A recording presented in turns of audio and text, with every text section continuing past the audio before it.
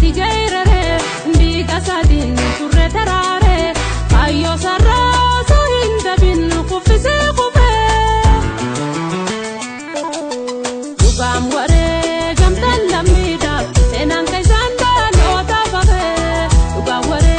gamtan lamida senan kaisanda lota fafe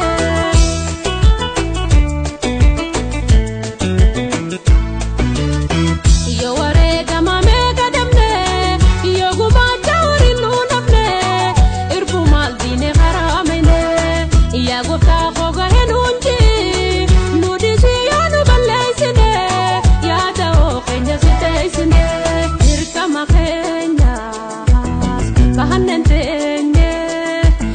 ayom banefis galmanungenye